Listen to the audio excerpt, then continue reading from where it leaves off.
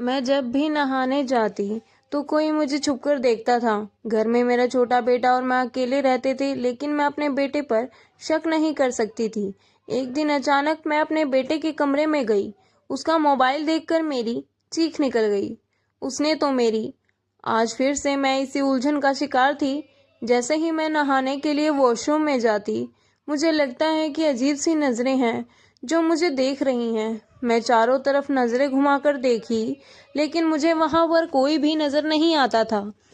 मेरा वॉशरूम में सिर्फ एक ही रोशनदान था, जिसे मैं अच्छी तरह से बंद कर देती थी, लेकिन फिर भी ऐसा लगता था जैसे चारों तरफ दीवारों पर आंखें गड़ी हुई हैं जो मुझे देख रही हैं। मैं कोई वहमी किस्म की औरत नहीं थी, लेकिन मैं पूरा वॉशरूम देख चुकी थी। कहीं कुछ भी मुझे नजर नहीं आया था। मैं जैसे ही नहाने जाती, जल्दी ही बाहर निकल आती। कभी कभी तो मुझे लगता है कि शायद मैं किसी दिमागी बीमारी में गिरफ्तार हो चुकी हूँ। आज भी मैंने बहुत जल्दी से साफ लिया था और फटाफट से कपड़े बदलकर वॉशरूम से बाहर आ गई थी। पिछले कुछ महीने से मेरे साथ यही हो रहा था।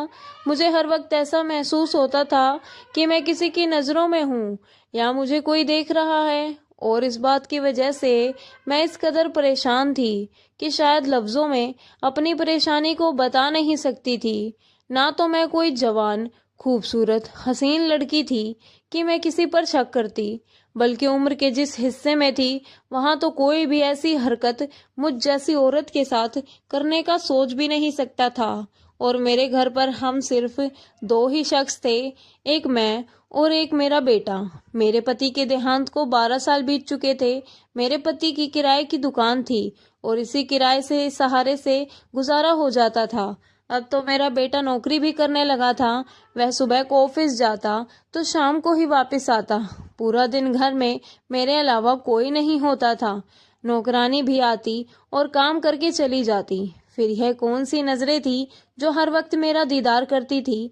मुझे लगता कि जैसे मैं किसी नजरों के जाल में फंस चुकी हूँ। कोई हर पल मुझे देखता है, और जब यह नजरें वॉशरूम में मुझ पर उठती हैं तो मुझे एक अजीब सी उलझन होने लगती है। मैं अपनी तकलीफ को बयान नहीं कर पा रही थी कि मैं तकलीफ से गुजर रही हूँ, क्योंकि मेरे सामने कोई न था। और यह एक ऐसी समस्या थी कि मैं अपने बेटे से भी इसका जिक्र कर नहीं सकती थी। वह मेरे बारे में क्या सोचता, मेरी बात को कैसे लेता। शाम को जब मेरा बेटा करण ऑफिस से वापस आया तो मैं खाना गर्म करके सामने रख दिया। मैं किसी गहरी सोच में थी कि जब मेरे बेटे ने मुझसे कहा, आप किन सोचों में गुम हैं, इसकी आवाज पर मैं चौंक गई थी। मैंने नहीं में सिर हिला दिया। मैं इसे क्या बताती, जिस बात का मुझे खुद भी ठीक से पता नहीं था। बहरहाल मेरे बेटे का रवैया मुझे उखड़ा ही रहता था। मैं इसे हमेशा बात करते हुए हिचक जाती थी। एक बार मैं रात को करण को दूध देने का गिलास उसके कमरे में देने गई तो वह अपने लैपटॉप में किसी कदर बिजी था। मेरे आने का उसे पता तक नहीं चला था। मैं उसके पास आई और साइड टेबल पर दूध का गिलास रख दिया। इससे पहले कि मैं वापस पलट कर जाती, उसके लैपटॉप पर जो मंजर मैंने दिखा, मेरी तो रंगत ही उड़ गई थी कि फौरन ही करण लैपटॉप बंद करने लगा। मुझे देखकर बोलने लगा, कहने लगा, यह क्या तरीका है किसी के कमरे में आने का? आपने दरवाजे को बजाया क्यों नहीं? मैं एकदम ही घबरा सी गई। मैंने माना यह मेरी गलती थी, मुझे दरवाजा बजाकर आना चाहिए था, लेकिन वह मेरा बेटा था, इसलिए मैं यूं ही चली आई। लेकिन यह नहीं जानती थी कि यह सब कुछ बहरहाल मैं मेरे कमरे से बाहर निकलकर अपने कमरे में आ गई। अपने बेड पर बैठकर अपने दोनों हाथों से अपना सर पकड़ लिया। मेरे दिमाग में अलग अलग ख्याल आया जो उसने मेरी रूह को हिला कर रख दिया था। मुझे इससे नहीं सोचना चाहिए था। वह मेरा बेटा है, ऐसा कैसे कर सकता है? मेरा दिमाग कैसे सोचने पर मजबूर हुआ था? मेरी आंखों से तकलीफ के आंसू बहने लगे थे। जो कुछ मेरे दिमाग में घूम रहा था, इसे सोचना भी मुझे पाप लग रहा था। मैंने खुद को झटका और समझाया कि नहीं, ऐसा मुमकिन ही नहीं है। कोई भी बेटा अपनी माँ के साथ ऐसा सब नहीं कर सकता। लड़के इस उम्र में ऐसी गलत चीजें देख लेते हैं, लेकिन इसका मतलब वह नहीं जो मैं सोच रही हूँ। बड़ी मुश्किल से मैंने खुद को नॉर्मल किया था। एक दिन मैं सहन में खुले हुए कपड़े फैला रही थी कि जब सामने घर की छत पर मुझे लगा कि किसी कैमरे की फसल मुझ पर पड़ी है। मैंने हैरानी से पलट कर देखा। किसी की परछाई सी नजर आई, जैसे वहां कोई खड़ा हुआ मुझे घूर रहा था। मगर जैसे ही मेरी नजर पड़ी, ऐसा लगा कोई वहां से एकदम पीछे हटा हो। मैंने गौर से देखने की कोशिश की, लेकिन सामने की छत मुझे उस वक्त खाली नजर आ रही थी। लेकिन मुझे पूरा यकीन था कि कुछ देर पहले कोई वहां खड़ा मुझे ही देख रहा था। किसी ने शायद अपने मोबाइल से मेरी तस्वीर ली थी। मेरा दिल बुरी तरह से धड़कने लगा था। इस मोहल्ले में आए हमें अभी कुछ ही महीने हुए थे, और जब मैं इस घर में आई थी मैं परेशान होकर रह गई थी। मुझे हर वक्त यह महसूस होता कि मैं किसी की नज़रों में हूँ और कोई मुझ पर ध्यान दे रहा है। आसपास के मोहल्ले में अभी तक किसी से भी मिल नहीं पाई थी। कुछ मेरा नेचर भी अलग रहने का था, और मेरा बेटा भी शक्ति मिजाज का था। मोहल्ले में आते ही इसने मुझे कहा था कि आपको ज्यादा मोहल्ले के मेल जोल बढ़ाने की जरूरत नहीं है, बस अपने घर पर ही रहा करो। करण मेरा सौतेला बेटा था। बहुत कम उम्र में ही मेरे माँ बाप ने मेरी शादी करण के पापा से करा दी थी, क्योंकि मैं एक गरीब लड़की थी। करण के पापा मुझे 20 या 22 साल बड़े थे। मेरी शादी को 8 साल ही गुजर चुके थे कि पति भी चल बसे थे। मैं 17 साल की थी जब मेरी शादी हुई थी, और 25 साल की उम्र में मैं विधवा भी हो गई थी। पति के देहांत को अभी 12 साल गुजर चुके थे। मैं देखने में अभी भी जवान ही लगती थी। अक्सर कहीं हम माँ बेटे जाते तो लोग मेरे बेटे से यही कहते थे कि शायद मैं इसकी बड़ी बहन हूँ, और यह वजह थी कि करण को मुझसे एक तरह की चिढ़ हो चुकी थी। वह मुझे घर से बाहर नहीं निकाल देता था। मुझे हल्के कलर के कपड़े बनाकर देता था। कहता था कि आप अपने बाप की विधवा हैं, मुझे इसी रूप में अच्छी लगती हैं। मैं बिल्कुल सादा हुलिया अपना लिया था। हर वक्त जब भी करण घर पर आता तो घर को एक अजीब नजरों से देखता, जैसे कि इसके पीछे मेरे घर पर किसी को बुलाया हो। चारों तरफ सहन में नजरें दौड़ाता, कभी मेरे कमरे में चला जाता, पूरे घर को ऐसे देखता जैसे कुछ ढूंढ रहा हो। जब मैं पूछती तो कहता कुछ नहीं, अपने काम से काम रखा करो।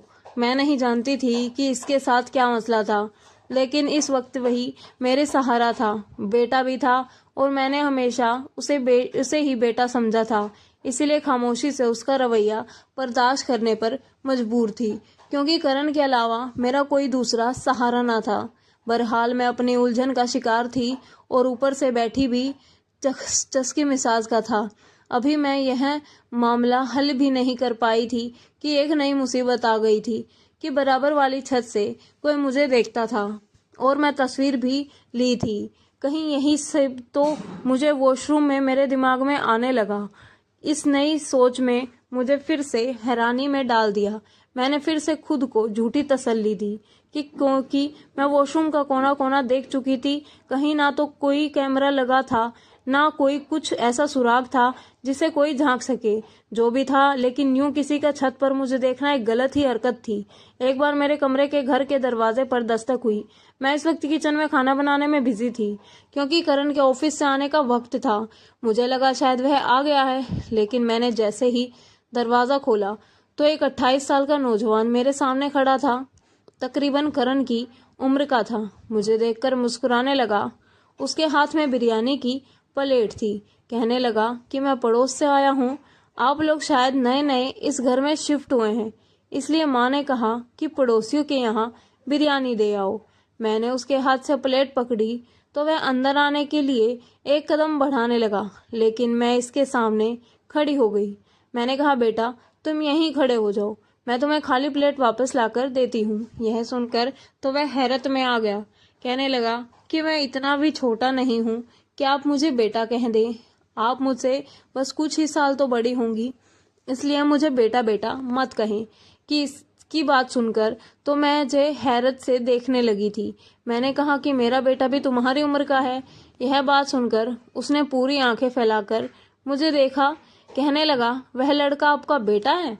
मैंने तो समझा कि आपका छोटा भाई है। यह कहकर वह बड़े ही आराम से घर के अंदर दाखिल हो गया। मैं तो उसे देखते ही रह गई थी। करण के आने का वक्त भी हो रहा था, इसलिए मेरा दिल डर के मारे कांपने लगा था। करण बूढ़ा खुले मिजाज का था। कहने लगा, आपका नाम क्या है? मैंने कहा, तुम्हें क्या मतलब, तुम मुझे आंटी कह लो।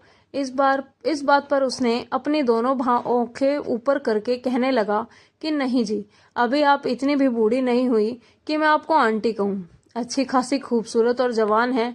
मैं तो आपका नाम से ही आपको पुकारूं। यकीनन वह भी आपकी तरह बहुत खूबसूरत होगा। इससे पहले कि मैं इस तरह से ऐसे अंदाज पर गुस्सा करती, कहने लगा चलो नाम ना बताओ, एक कप चाय ही पिला दे, पड़ोसिया का भी कुछ हक होता है। यह कहकर वह सहन पर रखी कुर्सी पर आराम से बैठ गया। मैं किचन में आ गई, जल्दी से प्लेट खाली की, गैस पर चाय रख दी। मेरा दिल इस वक्त इस बात पर घबरा रहा था कि कहीं करण ना आ गया तो ना जाने किस नजरों से मुझे देखेगा, क्या सोचेगा। वह खाली घर को भी देखता है जैसे कोई घर में छुपा बैठा हो। जल्दी जल्दी से मैंने एक कप चाय बनाई और इस लड़के को दी। मैंने कहा कि अपनी माँ से थैंक्स कहना और चाय पीकर बाहर जाते हुए दरवाजा बंद कर देना। मुझे जरा किचन में काम है। यह कहकर मैं किचन में रोटी बनाने चली गई, क्योंकि करण किसी भी वक्त पहुंचने वाला था और मैं इस लड़के से ज्यादा बातचीत करना नहीं चाहती थी। 10 मिनट बाद ही खाली कप इस लड़के ने किचन के दरवाजे से मुझे अंदर पकड़ाया। कहने लगा चाय भी आपकी तरह बहुत ही मीठी थी। बहुत बहुत शुक्रिया। मैं फिर आपसे फुर्सत में मिलूंगा और अपने घर वालों को भी लाऊंगा। वह कहकर घर के दरवाजे से बाहर चला गया और दरवाजा भी जाते हुए बंद कर गया। मैं तो इसकी बातें सुनकर चकरा कर रह गई थी। अभी मैं इस लड़के की बातों के बारे में ही सोच रही थी कि जब दरवाजे पर बड़ी जोर से दस्तक हुई। मैं तो बुरी तरह से कांप गई थी। जल्दी से किचन से बाहर आई और मैं दरवाजे के पास पहुंचने लगी। कौन है करण की बड़ी गुस्से वाली आवाज मुझे सुनाई दी थी। कहने लगा दरवाजा खोलो। मैं हूँ। दरवाजा खुला तो बड़े गुस्से से घर में दाखिल हुआ। मुझे कहने लगा घर के बाहर कौन निकल रहा था। करण की आंखें इस वक्त ना जाने किस वजह से लाल थी। वह बहुत ही गुस्से में था। मेरी जुबान ना चाहते हुए भी लड़खड़ा आई थी। मैंने कहा कोई पड़ोसी लड़का था, बिरयानी लेकर आया था। वह मेरे करीब आकर खड़ा हो गया, मेरी आंखों में आंखें डालकर कहने लगा किससे पूछ के दरवाजा खोला था आपने? क्या एक बात आपको समझ नहीं आती? यहाँ कोई भी आए आप दरवाजा नहीं खोलेंगे, किसी से बात नहीं करेंगे। कोई जरूरत नहीं है पड़ोसियों से मेल जोल बढ़ाने की। अगर आप अपनी हरकतों से बाज आज नहीं आई तो मैं ताला लगा कर जाऊंगा कल से। यह कहते हुए वह सीधा अपने कमरे में गुस्से से चला गया। उसने अपने कमरे का दरवाजा भी बड़ी जोर से बंद किया था। मुझे लगता था कि जैसे मैं करण की माँ ना हूँ, उसकी खरीदी हुई गुलाम हूँ। मुझे सास भी मेरी मर्जी से लेने नहीं देता था। बहरहाल मैंने खाना गर्म किया और करण के लिए खाना लगा दिया। खाने के दौरान ही वह मुझे बार बार इसी लड़के के बारे में पूछता रहा और बार बार मुझे यही कहता रहा कि दोबारा मैं दरवाजे पर किसी को ना देख लूं। रात को मैं अपने कमरे में लेटी तो मेरे मोबाइल पर एक अननोन नंबर से मैसेज आने लगा। उसमें लिखा था कि आप बहुत ही खूबसूरत हैं और प्यारी हैं। मेरा दिल चाहता है आपसे जी भर के बातें करूं और आप इतने हल्के रंग ना पहना करो। अगर आपने नीले रंग के कपड़े पहने तो आप बहुत ही जचेगा, जैसे कि आपने इस दिन सहन में पहना था। यह मैसेज पढ़कर मैं बुरी तरह से घबराई थी। इसका मतलब मेरा शक गलत नहीं था, वाकई कोई था जो मुझे देखता था। चलो समझ में आता है, क्योंकि बहुत से घर थे, उनकी छत हमारे घर से ऊंची थी और साफ साफ दिखाई देता था और मेरा किचन शहर में ही था, इसलिए मेरा ज्यादातर वक्त सहन में ही गुजरता था। लेकिन जो नजरें मुझे खुद पर अपने वॉशरूम में उठती हुई महसूस होती थी, वह मुझे जीते जी मारती थी। मैंने फौरन से मैसेज डिलीट किया और मोबाइल ऑफ कर दिया। मैं इसी वक्त पानी पसीने से हार चुकी थी। मुझ पर अजीबोगरीब सी घबराहट छाने लगी थी। कौन था जो मेरी जिंदगी में और जहर घोलने की कोशिश कर रहा था? मैंने अपनी जिंदगी कभी भी खुशी से नहीं गुजारी थी। करण के पापा भी ऐसे ही थे, शक्की मिजाज के थे और शायद मुझ पर इसलिए इतना शक करते थे कि मैं कम उम्र थी और मुझसे 22 साल बड़े थे। मैं खूबसूरत भी बहुत थी, इसलिए हर वक्त उनके शक का निशाना बनी रहती थी। उन्हें लगता था कि पता नहीं मैं किसी दूसरे लड़कों के से चक्कर चला लूंगी। मैं बार बार उन्हें रो रो कर यकीन दिलाती, लेकिन उन्हें यकीन नहीं आता। वह हर वक्त मेरे साथ किसी साए की तरह ही रहते थे और जब वह बीमार रहने लगे तो सारी जायदाद करण के नाम कर दी और उसके कान में बस यही भरते रहे कि इस औरत का ख्याल रखना, इसे कभी घर की मालिक ना देना, इसे पाई पाई से मोहताज रखना, कहीं यह भागनी नहीं चाहिए, खूबसूरत है, इसे कोई भी शादी कर लेगा और तुम अकेले बेसहारा रह जाओगे। मैं चाहता हूँ सारी जिंदगी है मेरे नाम पर ही गुजारे, सारी जिंदगी तुम्हारी माँ बनकर रहे। यह वह आखिरी अल्फाज थे जो मेरे पति ने मेरे बारे में अपने बेटे के दिमाग में किसी जहर की तरह भरे थे। और वही जहर जब करण मेरे साथ उबलता था, उसने कभी भी मेरी इज्जत माँ के हिस्से से नहीं की थी, मुझे कभी अपनी माँ की जगह भी नहीं दी थी। मैं बस उसके बाप की दूसरी बीवी थी। एक रोज मैं किचन में काम कर रही थी, क्या अचानक से मेरे दुपट्टे पर आग लग गई। मैं चिल्लाती हुई सहन में आ गई। जैसे ही मेरी चीख तेज हुई, बराबर वाली छत पर वही नौजवान खड़ा हुआ था। मुझे चिल्लाते हुए देखा तो फौरन से नीचे उतरा और अपने घर की दीवार लांघकर मेरे घर में आ गया। उसने फौरन से मेरा जलता हुआ दुपट्टा दूर फेंका, वरना मैं बुरी तरह से जल जाती। मैं इस वक्त बुरी घबराई हुई थी। इस नौजवान ने फौरन से सामने रस्सी पर पड़ी चादर उतारकर मुझ पर लपेट दी। मुझसे पूछने लगा कि मुझे कहीं नुकसान तो नहीं पहुंचा। मैं बहुत ज्यादा डरी हुई थी कि अचानक इस वक्त मेरे घर का दरवाजा खुला था, सामने करंट था। इस वक्त इस लड़के को मेरे पास खड़ा देखकर गुस्से से मेरे पास आया और इस लड़के का गिरवान पकड़ लिया और इससे गुस्से से पूछने लगा, कहने लगा, तुम्हारी हिम्मत कैसे हुई और घर में आने की। मैंने कहा, करण, इसका गिरवान छोड़ो, इस लड़के ने तो मेरी जान बचाई है, मेरे दुपट्टे को आग लग गई थी। हालांकि अभी सहन में मेरा गिरा हुआ दुपट्टा जल रहा था। मेरी बात सुनकर उसने गुस्से भरी नजरों से मुझे देखा, कहने लगा, तुम चुप रहो समझी, तुमसे तो मैं बाद में बात करूंगा। इस तरह के हथकंडों से किसी और को बेवकूफ बनाना। मुझे यह कहकर इस लड़के को गिरवान पकड़ते हुए झंझोड़ने लगा, कहने लगा, तुम जिस मकसद के लिए यहाँ आते हो ना, वह कभी पूरा नहीं होने दूंगा। मैंने कहा, करण, तुम गलत समझ रहे हो, मैं माँ हूँ तुम्हारी, क्यों मुझे इन बातों से जलील कर रहे हो।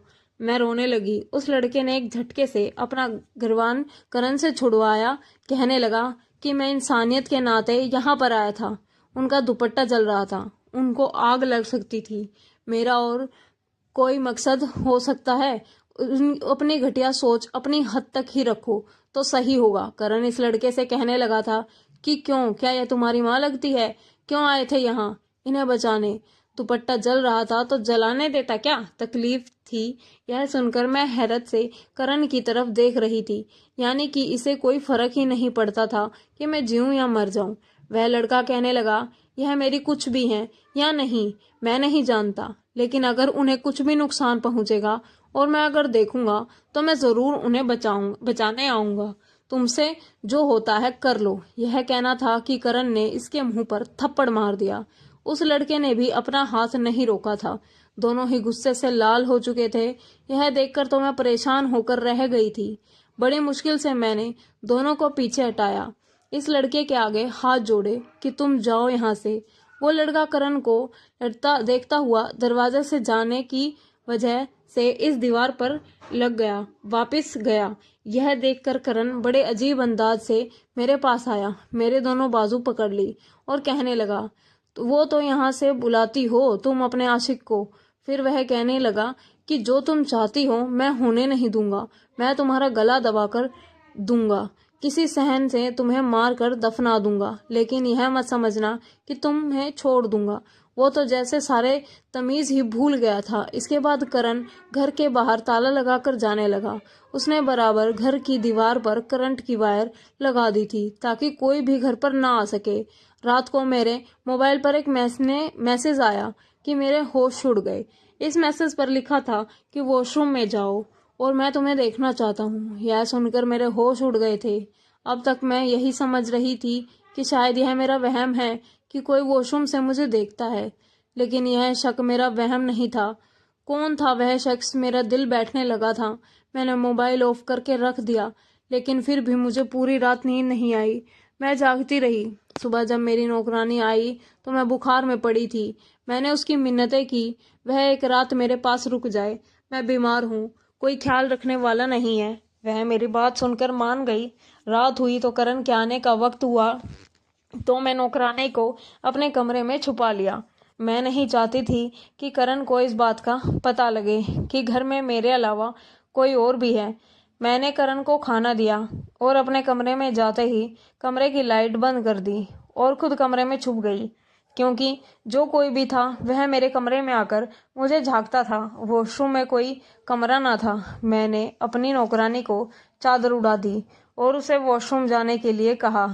वह वॉशरूम चली गई। मैं अपने कमरे में पर्दों के पीछे छुप गई। कुछ देर बाद यही हुआ था। मेरे कमरे का दरवाजा बड़ी आहिस्ता से खुला था। एक शख्स खुद पर कई साल ओढ़े मेरे कमरे में दाखिल हुआ और पहले वॉशरूम के दरवाजे के छोटे से होल से वॉशरूम के अंदर झांकने लगा। मैं फौरन पर्दे से बाहर निकली और पीछे से इस शख्स को दबोच लिया और शोर मचा दिया। वह शख्स मुझे अंधेरे में नजर नहीं आ रहा था, मगर वह मुझे अपने आप को छुड़वा रहा था। चोर की आवाज पास से करण मेरे कमरे में आ गया। जैसे ही लाइट खोली, नौकरानी भी वॉशरूम से बाहर निकल आई। सामने खड़े शख्स को देखकर मेरे तो होश उड़ गए। वह मेरा पहला पति था, जिससे मेरी बचपन में ही शादी हुई थी, लेकिन वह शादी के बाद मुझे छोड़कर चला गया था। फिर मालूम हुआ कि उसने किसी और से शादी कर ली है, मुझे भी तलाक दे दी थी। इसे यह देखकर मुझे हैरत हुई थी। वह तो बताने लगा कि इसे एक दूसरी लड़की पसंद थी, इसलिए उसने उससे शादी कर ली थी, मुझसे भी तलाक दे दी थी। लेकिन शादी के चंद साल बाद ही इस लड़की की मृत्यु हो गई और इस शख्स ने दूसरी शादी नहीं की। अपने बेटे को भी अकेला ही पाला है, लेकिन इसने मुझे अपने घर के बराबर वाले घर में देखा तो इसे मेरे बारे में मालूम हुआ, तो इसे अफसोस होने लगा। वह मुझे अपनाना चाहता था और इस मामले में कई बार करण से भी बात कर चुका था, लेकिन करण माना, इसलिए उसने अपने बेटे को हमारे घर भेजना चाहा। लेकिन करण की इससे भी लड़ाई हो गई। जब भी नहाने जाती, दरवाज़ा बंद होने की आवाज़ इसके कमरे के वॉशरूम में जाती थी और वह दीवार लांघकर मेरे घर पर आ जाता था। पहले यह देखा कि कहीं मैं जल्दी बाहर तो नहीं आ जाऊंगी, फिर वह मेरे मोबाइल को खोलकर उसमें से मेरा नंबर लेने लगता कि मुझसे बात कर सके। यह सब सुनकर इस शख्स ने करण की मिन्नतें की कि वह मेरे साथ जुल्म ना करे और मेरी शादी इससे करवा दे। पहले तो करण नहीं माना, लेकिन बाद में उसने खुद ही मेरी शादी उस शख्स से करवा दी। धन्यवाद दोस्तों। अगर आपको कहानी अच्छी लगी हो तो लाइक, कमेंट, शेयर ज़रूर करें। Thank you so much. मिलते हैं एक अगली कहानी में, और वो भी इंटरेस्टिंग कहानी में। Wait for